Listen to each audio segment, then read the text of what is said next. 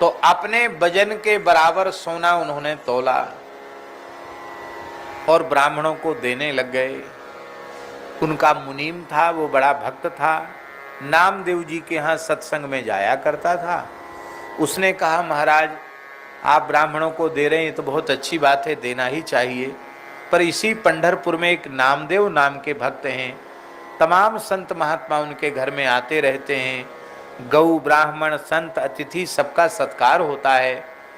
आपका धन यदि, पैसे तो वो लेंगे नहीं पर कथनचित वे ले लें तो आपका तो उद्धार हो जाएगा महाराज। ऐसे उच्च कोटि के वो भक्त हैं। 5 वर्ष की आयु में भगवान ने उनके हाथ से दूध पिया था। भगवत साक्षात्कारी संत हैं, उनको आपको जरूर दान करना चाहिए। वो उनको नहीं देंगे तो आपका ये सब करना उतना सफल नहीं है। सेठ को श्रद्धा जम गई, नाम तो उसने सुन ही रखा था।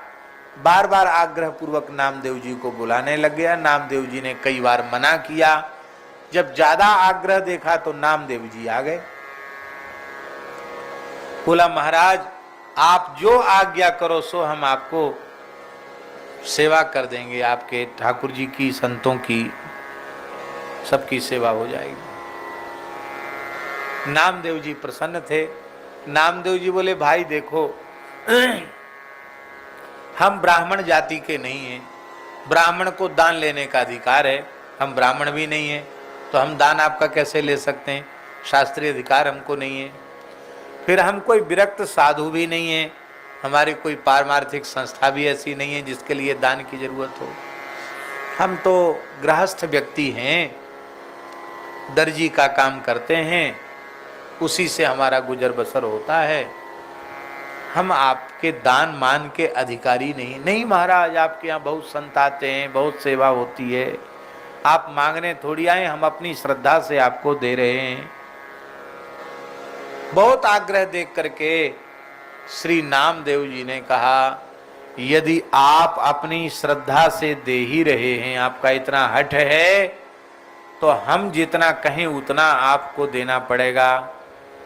सेठ बोला महाराज आप कहिए तो सही, जो कहेंगे तत्काल हम आपको दे देंगे।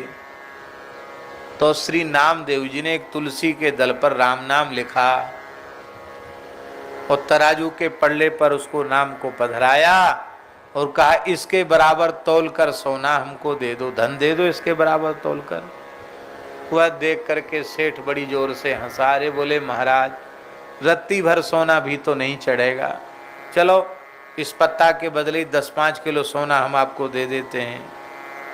बोले अब 10-5 किलो रत्ती 2 रत्ती की बात ही नहीं, इसके बराबर दे दो बस खाली। वो समझ नहीं पाया, सारा सोना चांदी जवाहरात सब रख दिया, पर तुलसी का पत्ता राम नाम जिस पर लिखा था वो तो हिला ही नहीं महाराज। धनवाला ऊपर झूल रहा था, निराश हो गया। तो नामदेव जी बोले कोई बात नहीं, बड़े आदमी हो, तमाम नाते रिश्तेदार आए, उनका भी धन इस पे रखवा दो, आभूषण रखवा दो, शायद हो जाए। सबके रखवा दिए, बाद में दे देना लोगों के। तो फिर भी नहीं हुआ। बोले अब महाराज मेरे पास कुछ नहीं बचा, मैंने सब धर दिया, घर में कुछ नहीं है। तो बोले देखो तुमने जीवन भर बहुत से दान पुण्य यज्ञ भोज भंडारा बहुत से अच्छे अच्छे काम किए, प्याऊ बनवाई है, धर्मशालाएं बनवाई हैं, बहुत पुण्य के काम किए, बगीचे बन लगाए हैं, तो बहुत सा इष्टापूर्त का तुम्हारा पुण्य होगा। योग यज्ञ जप तप व्रत बहुत कुछ किया है तुमने, उस सबका जो पुण्य है ना, उसके पुण्य का संकल्प करके पल्ले पर छोड़ दो, शायद हो जाए। तो महाराज सारा पुण्य का संकल्प करके भी छुड़वा दिया, फिर भी पल्ला हिला ही नहीं। राम नाम वाला पल्ला तो भूमि से स्पर्श कर रहा था। सेठ बोला महाराज इतना ही ले लो। अरे बोले भाई हमने तो, आपने कहा था जो आप कहोगे सो ही देंगे, अब हम जो कह रहे हैं वो दो ना हमको, इसके बराबर दो। बोला महाराज वो हो ही नहीं रहा तो मैं क्या करूं, मैं आप जो जो कहते चले गए सब करता चला गया। तब आप हंसने लगे और आपने कहा हम तो केवल यह ज्ञान कराने आए थे कि राम नाम की तुलना, हरि नाम की तुलना अनंत कोटि ब्रह्मांड में किसी से नहीं की जा सकती। किसी भी साधन से नाम की तुलना नहीं की जा सकती। नाम सर्वोपरि है। तो अब हम नाम ही लेंगे। इस धन को लेकर क्या करेंगे? प्रियादास जी के शब्दों में, जामे भरे कोटि रोग हैं। नामदेव जी ने कहा कि धन में तो करोड़ों रोग भरे हुए हैं, जानबूझकर ये करोड़ों रोगों की करोड़ों बीमारी कौन लेगा? इसलिए हमारे लिए तो नाम ही श्रेष्ठ है। और वह नाम, तुलसी दल युक्त नाम अपनी जिह्वा पर पधराया